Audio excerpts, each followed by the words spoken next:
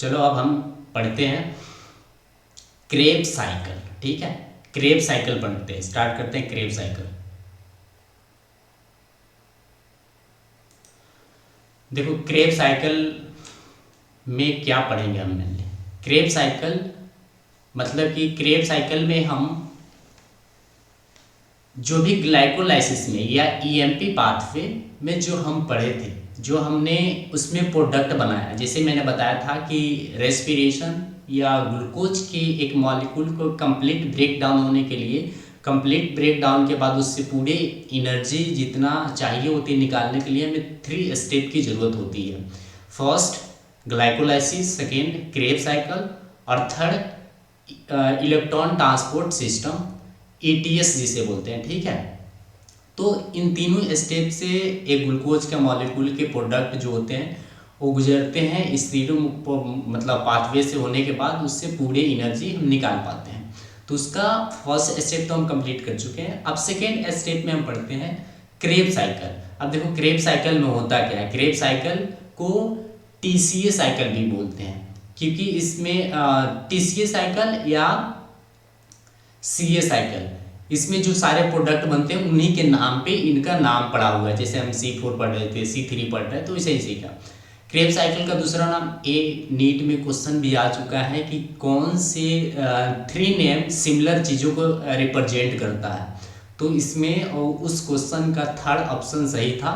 उसमें crab cycle और try carboxylic acid cycle और सिट्रिक एसिड साइकिल दिया था। तो तीनों का नाम सिमिलर होना मतलब यही था ऑप्शन। तो ये क्वेश्चन भी आ चुका है कि कौन सा 3 नाम एक ही चीज को रिप्रेजेंट कर रहा है, मतलब क्रेब साइकिल को रिप्रेजेंट कर रहा है। देखो तो नाम हम तो क्लियर कर लिए। अब अगर इन माइटोकॉन्ड्रिया, माइटोकॉन्ड्रिया के मैट्रिक्स वाले पार्ट में मेनली ये कंप्लीट होता है, लेकिन इसमें एक जो स्टेप होता है, एक एंजाइम होता है जो कि इस क्रेब साइकिल में पार्टिसिपेट करता है, लेकिन वो माइटोकॉन्ड्रिया के इनर मेम्ब्रेन में प्रेजेंट होता है। ठीक है, तो वो कौन से एंजाइम है उसको हम देख लेते हैं एक बार।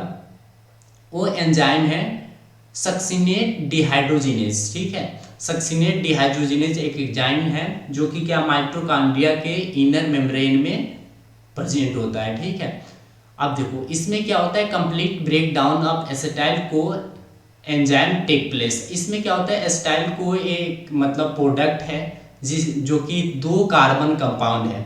अब चलो मैं एक बार लिख भी दूं, ए कितना 2 कार्बन कंपाउंड है, 2 कार्बन कंपाउंड,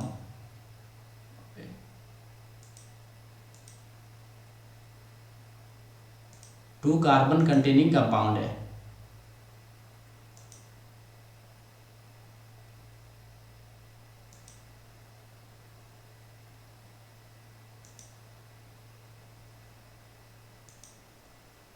सॉरी थोड़ा टेक्निकल इशू।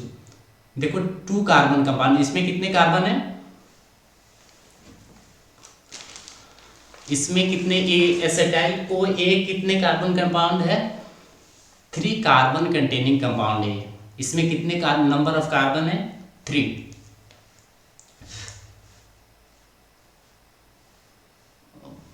इसमें कितने कार्बन है, सॉरी 2 कार्बन के कंपाउंड है। लेकिन हमने जो पढ़ा था कि जब TC और सॉरी वो EMP पाथवे पढ़े थे, तो EMP पाथवे में एक पायरुविक एसिड, पायरुवेट या पायरुविक एसिड,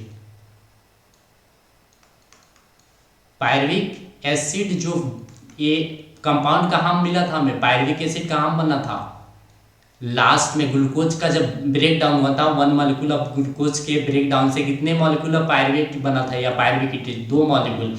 ये कितने कार्बन कंटेनिंग है, 3 कार्बन कंटेनिंग ये कंपाउंड है। अब इसको अब हम जानते हैं कि जो ग्लाइकोलाइसिस या EMP पाथवे से जो प्रोडक्ट आया है वही किस में जाएगा, क्रेब साइकिल में जाएगा। तो क्रेब साइकिल में कितने कार्बन कंटेनिंग कंपाउंड जाता है, 2 carbon company, 2 carbon containing compound ही क्रेब साइकिल में इंटर कर सकता है, उससे ज़्यादा वाला नहीं करेगा। तो इसमें देखो इसमें 3 कार्बन का मतलब कार्बन कंटेनिंग कंपाउंड है, तो हमें पायरुविक एसिड या पायरुवेट को किस में कन्वर्ट करना है, एसिटाइल को एंजाइम में एसिटाइल को में हमें कन्वर्ट करना है, ठीक है।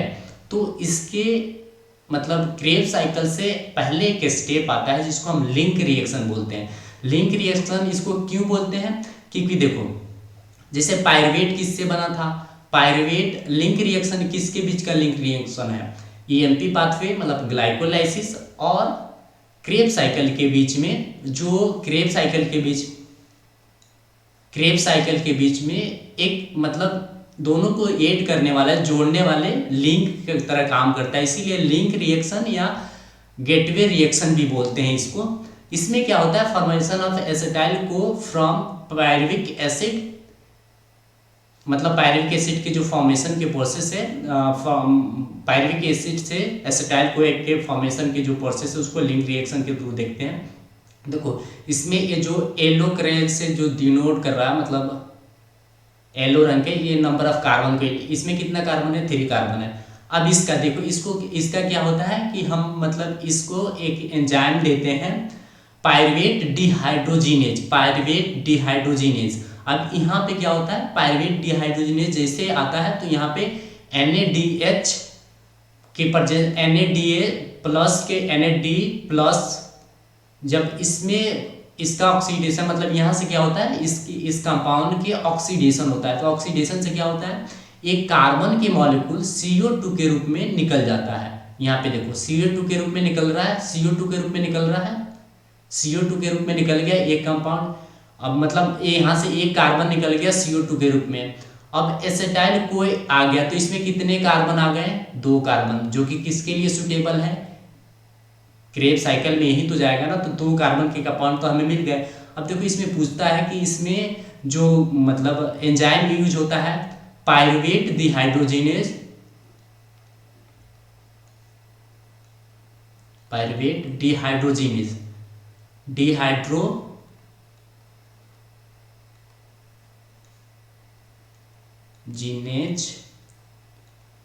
एक इसमें किसके प्रेजेंस में काम करता है, मैग्नीशियम Mg प्लस आयन के प्रेजेंस में ही ये काम करता है, ठीक है। तो ये आपको याद रखना है, मैग्नीशियम मतलब Mg प्लस आयन के प्रेजेंस में काम करता है, ठीक है। और इससे क्या क्या बनता है हमें, मतलब क्या मिलता है, एक NADH2 मिलता है जो कि एक एनर्जी का फॉर्म है। इसको कहाँ हम यूज करते हैं, अभी कहाँ चला जाएगा, ये चला जाएगा ETS में। देखो यहाँ पे लिखा है 2 ETS के लिए रेडी है, ETS में चला जाएगा।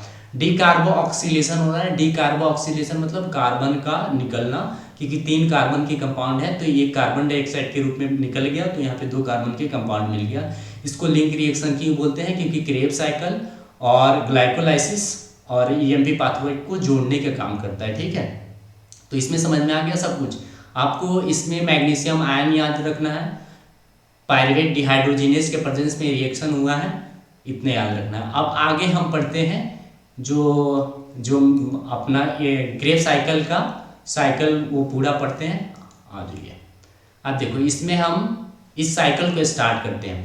देखो इस साइकिल के स्टार्ट करने का पर्पज मतलब जो कि हमें ग्लाइकोलाइसिस में जो प्रोडक्ट बना था उसको ब्रेक डाउन करना और उससे हमें एनर्जी ऑब्टेन करना है, या एनर्जी के दूसरे फॉर्म जो है NADH2 या FADH2, ठीक है। तो यही चीज़ें हमें बनानी है इसमें, फाइनली मतलब एसिटाइल को एंजाइम को ब्रेक डाउन करना है, उसको तोड़ना है।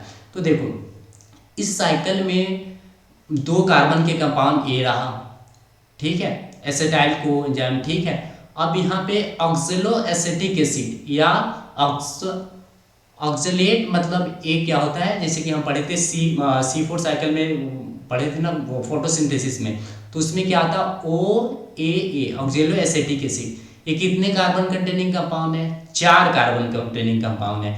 इस साइकिल को चलाने के लिए ये क्या करेगा, ये इसके साथ कंबाइन हो जाएगा, एसिटाइल को ए के साथ कंबाइन होगा, तो इसमें कितने कार्बन कंपाउंड है, 2 कार्बन कंपाउंड है। ऑक्सलो एसिटिक एसिड या ऑक्सलेट जब मतलब इसके साथ कंबाइन करता सिट्रेज सिंथेसिस के प्रोसेस में, तो ये क्या बनाता है, सिट्रिक एसिड बनाता है, सिट्रेट बनाता है या सिट्रिक एसिड सेम थिंग है, सिट्रेट बनाता है। तो इसको अब ये कितने कार्बन कंपाउंड हो चुका है, आप बताओ, 4 कार्बन इससे आ गया और 2 कार्बन इससे आ गया, 6 कार्बन कंटेनिंग कंपाउंड हो गया। क्योंकि का नंबर मैं इसलिए बता रहा हूँ कि बहुत बार नंबर से क्वेश्चन पूछा जा चुका है कि कितने नंबर के कंपाउंड, मतलब कितने कार्बन कंटेनिंग कंपाउंड है, तो ये चीज़ें हमें ध्यान रखना होगा, ठीक है। ए सिट्रेट कितने कार्बन कंपाउंड है, 6 कार्बन कंपाउंड है। अब देखो एकोनाइट्रेट की प्रेजेंस में ये क्या करेगा, यहाँ से अब ये आइसोसिट्रेट में कन्वर्ट हो जाता है, ठीक है, आइसोसिट्रेट में। उसके बाद इसमें क्या होता है, NaDH, इस कंपाउंड का क्या होता है, ऑक्सीडेशन होता है। ऑक्सीडेशन मतलब H+ का अलग हटना। अब इसमें कौन सा एंजाइम लगा है, आइसोसिट्रेट डिहाइड्रोजिनेज, मतलब डिहाइड्रोजिनेज का मतलब क्या होता है, ऑक्सीडेशन कहो या डिहाइड्रोजिनेशन कहो, एक ही शब्द है, क्योंकि ऑक्सीडेशन मतलब हाइड्रोजन आयन का हटना होता है और डिहाइड्रोजिनेशन मतलब हाइड्रोजन आयन का हटना होता है। डी मतलब हटना, डिहाइड्रेशन मतलब वाटर को रिरेज होना, जैसे हम सुनते हैं ना डिहाइड्रेशन हो गया है, मतलब वाटर बॉडी से ज़्यादा निकल गया है। तो डिहाइड्रोजिनेशन मतलब हाइड्रोजन हट रहा है, और हाइड्रोजन को हटना मतलब जो हाइड्रोजन किसी कंपाउंड से हटता है तो हम उसको ऑक्सीडेशन बोलते हैं, ठीक है। तो आइसोसिट्रेट डिहाइड्रोजिनेज, अब यहाँ से जैसे डिहाइड्रेशन हो रहा है तो यहाँ से एक कार्बन के मॉलिक्यूल कर रहा है। अब आपको याद रखना है कि कार्बन कहाँ कहाँ से निकला। एक बार एग्जाम में पूछा जा चुका है कि अल्फा कीटोगुल्टेरेट जो है कंपाउंड है ना, वो उसमें कितने कार्बन कंपाउंड है। जैसे कि हम पढ़ रहे हैं ये जो आइसोसिट्रेट कितने कार्बन कंटेनिंग कंपाउंड है, 6 कार्बन कंटेनिंग कंपाउंड है। मेरे फोटो से यहाँ पे कीटो गुल्टो डिहाइड्रोजिनेज आपको नहीं दिख रहा होगा, तो एक बार मतलब यहाँ पे लिख लेना, कीटो गुल्टेरेट डिहाइड्रोजिनेज, मतलब गुल्टेरेट अल्फा कीटो गुल्टेरेट के जो डिहाइड्रेशन करा रहा है। देखो यहाँ पे आइसोसिट्रेट डिहाइड्रोजिनेज के प्रेजेंस में क्या हो रहा है, एक जो यहाँ से कार्बन डाइऑक्साइड निकला और एक NaDH बन गया। अब देखो कार्बन डाइऑक्साइड निकला तो इसमें पूछा जा चुका है अल्फा कीटोगुल्टेरेट कितने कार्बन कंटेनिंग कंपाउंड है, तो आपको याद रखना है 5 कार्बन कंटेनिंग कंपाउंड है, ठीक है।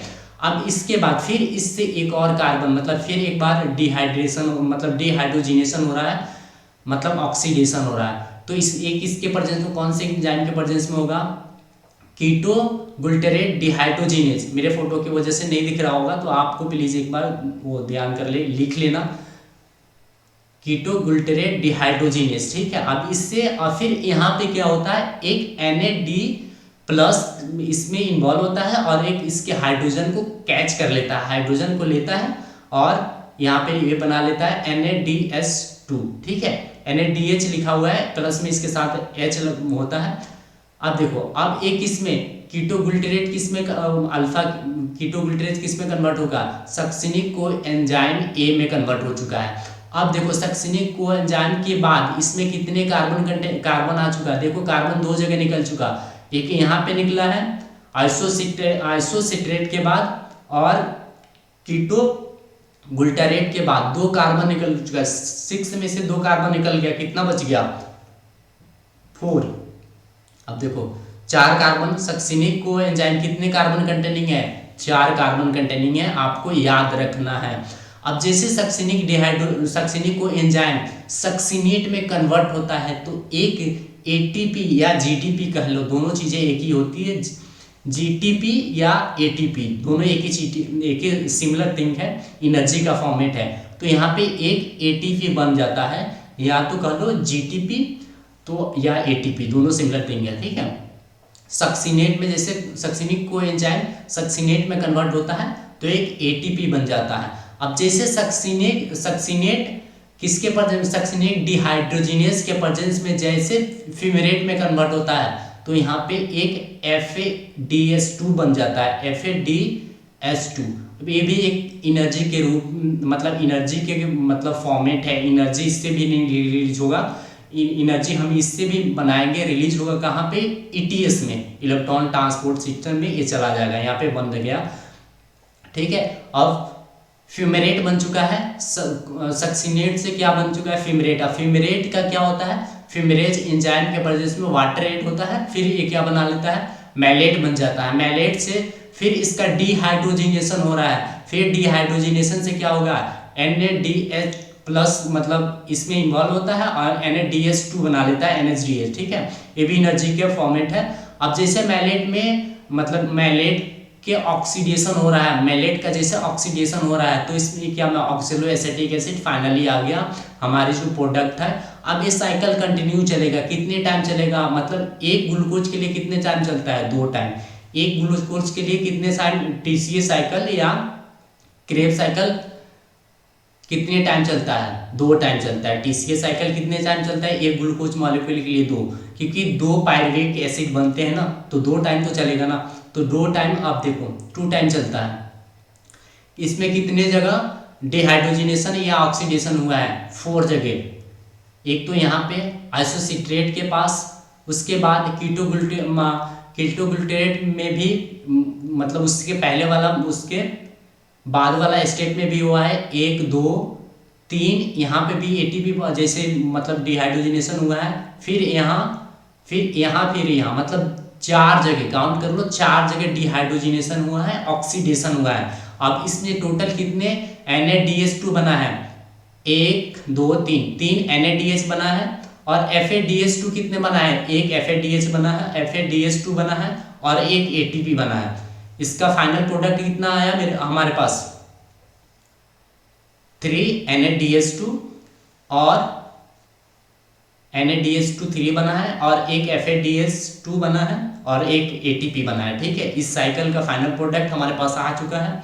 ये साइकिल आपको समझ में आ गई, अगर नहीं समझ में आया कहीं दिक्कत हो तो बता देना, ठीक है। ये मतलब ATP कहाँ से कहाँ एक बार एग्जाम में पूछा जा चुका है कि ATP कब बनता है, फॉस्फोरेट लेवल सबस्टेंस लेवल फॉस्फोराइजेशन कहाँ होता है,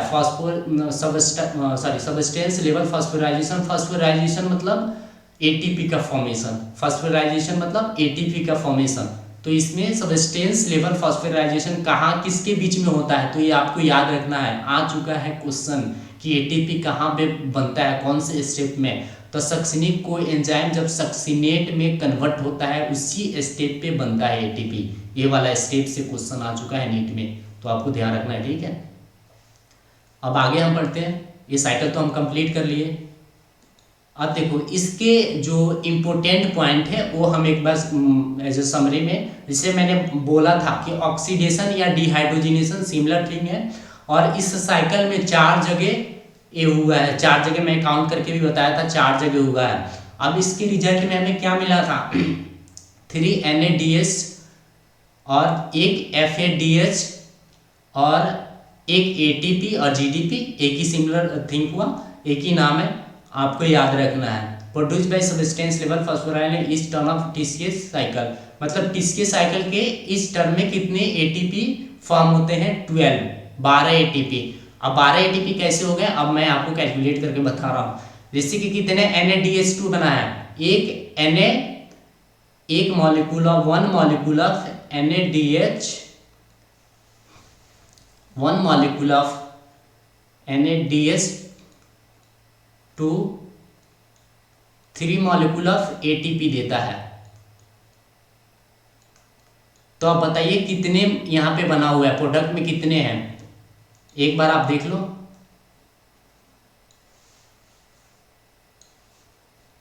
3 मॉलिक्यूल ऑफ ATP यहां पे बनता है, 1 मॉलिक्यूल ऑफ NADH2 से, तो यहाँ पे 3 बना है तो 9 बन गया इससे, और 1 मॉलिक्यूल ऑफ FADH2 से कितने ATP बनते हैं, 2 ATP का फॉर्मेशन होता है। ये आपको यहाँ पे भी याद रख लोगे तो सही रहेगा। FADH2 से कितने ATP बनते हैं, 2, NADH2 से कितने ATP बनते हैं, 3, तो यहाँ पे कितने टोटल ATP बन गए, इससे तो 9 बन गए, इससे कितना हुआ, 9 ATP बन गए ना, आप कैलकुलेट कर पा रहे हो, 9 ATP बन गया, या बायो वाला हो तो इतना भी नहीं आता, आना चाहिए यार। इससे कितना ATP बन गया, एक ही मॉलिक्यूल है, 2 ATP ये रह गया, बन गया ATP, और एक ATP यहाँ काउंट करो, 9 2 कितना हुआ, 11 1 कितना हो गया, 12 ATP टोटल बना है एक साइकिल में। और एक ग्लूकोज का मॉलिक्यूल, अब देखो नीचे एक क्वेश्चन भी है, नीचे एक क्वेश्चन को सॉल्व कर लो। हेक्सोज मॉलिक्यूल लेना है मतलब ग्लूकोज के 6 कार्बन वाला कंपाउंड में, तो कितने मतलब how many time cycle will run, मतलब कितने टाइम साइकिल चलेगा, 2 टाइम, क्योंकि एक ग्लूकोज के मॉलिक्यूल से कितना पायरुविक एसिड बनता है, 2, तो एक पायरुविक एसिड एक साथ एक ही बार में जाएगा ना टीसीए साइकिल में। तो और इससे पूछ ले एटीपी कितना बनेगा, एक अगर हेक्सोज मॉलिक्यूल अगर जाता है या ग्लूकोज मॉलिक्यूल जाता है तो उससे कितना एटीपी बनेगा। अभी एक टर्न से एक टर्न साइकिल चला तो उसमें कितना बन गया, 12 बन गया, और 2 टर्न चलेगा तो कितना बन जाएगा, 24। ये भी क्वेश्चन आ चुका है कि हेक्सोज मॉलिक्यूल अगर टीसीए साइकिल में जाता है तो कितना एटीपी बनाएगा। समझ में आ गया? आई थिंक सब कुछ आ गया होगा। एक बार रिवाइज कर लेते हैं कि क्रेब साइकिल या टीसीए साइकिल क्या है। देखो क्रेब साइकिल क्या होता है, क्रेब साइकिल मतलब हम जो ग्लाइकोलाइसिस पढ़े थे या ईएमपी पाथवे पढ़े थे उसके प्रोडक्ट को यूज करके हमें एनर्जी बनाना है, उसके प्रोडक्ट को हमें इसमें यूज करना होता है। तो इसमें क्या होता है, इसका नाम पहले क्लियर कर लेते हैं। ट्राइकार्बोक्सिलिक एसिड या सिट्रिक एसिड भी बोलते हैं, इसका 3 नाम है, Krebs cycle, tricarboxylic acid cycle या सिट्रिक एसिड साइकिल। ठीक है, ये कहाँ होता है, माइटोकॉन्ड्रिया के मैट्रिक्स वाले पार्ट में होता है। इसके सारे एंजाइम मैट्रिक्स में ही होते हैं एक्सेप्ट वन एंजाइम, वो कौन सा, सक्सिनेट डिहाइड्रोजिनेज, जो कहाँ होता है, माइटोकॉन्ड्रिया के इनर मेम्ब्रेन में होता है। कंप्लीट ब्रेकडाउन ऑफ एसिटाइल को टेक प्लेस, मतलब इसमें कौन सा सब्सटेंस जाता है एज ए रिएक्टेंट, कौन सा जाता है, एसिटाइल को ए। अब एसिटाइल को एंजाइम कहाँ से आता है, एसिटाइल को एंजाइम कहाँ से आता है, क्योंकि इसमें जो पायरुविक एसिड हमने ग्लाइकोलाइसिस में बनाया था या एमपी पाथवे बना था, उसको हम क्या करने किसमें कन्वर्ट करते हैं, एसिटाइल को एंजाइम में पहले कन्वर्ट करते हैं। तो इस पायरुविक एसिड को एसिटाइल को एंजाइम में कन्वर्ट करने के प्रोसेस को क्या बोलते हैं, लिंक रिएक्शन। ठीक है, लिंक रिएक्शन भी क्लियर हो गया। डिहाइड्रोजिनेज मतलब पायरुवेट डिहाइड्रोजिनेज मैग्नीशियम आयन के प्रेजेंस में काम करता है और एक molecule of carbon dioxide release करता है और एसिटाइल को एंजाइम में कन्वर्ट हो जाता है। आप देखो ये जो NADH2 है ये कहाँ जाता है, TCA साइकिल में जाता है, सॉरी ETS साइकिल में चला जाता है। ठीक है, वहाँ पे इसको एनर्जी के रूप में निकाल लेते हैं। अब हमारे ये साइकिल मैंने पढ़ा दिया था, 4 जगह इसमें डिहाइड्रोजिनेशन हो रहा है, 4 जगह मतलब 3 इसमें NADH2 बन रहा है, एक ATP बन रहा है, कहाँ सक्सिनिक को एंजाइम जब सक्सिनेट में कन्वर्ट हो रहा है तो वहाँ पे एक ATP बन रहा है, मतलब सब्सटेंस लेवल फॉस्फोराइजेशन हो रहा है। उसके बाद सक्सिनिक एसिड सक्सिनेट जब फ्यूमेरेट में कन्वर्ट हो रहा है तो वहाँ पे FADH2 बन रहा है। ठीक है, ये साइकिल भी क्लियर है। अब इम्पोर्टेंट पॉइंट भी हमने सारे नोट मतलब मेंशन कर लिया, सब कुछ समझ लिया। अगर आपको कोई दिक्कत लग रहा है तो आप कमेंट करके बता दो, और नया तो चैनल को लाइक कर लेना, सब्सक्राइब कर लेना।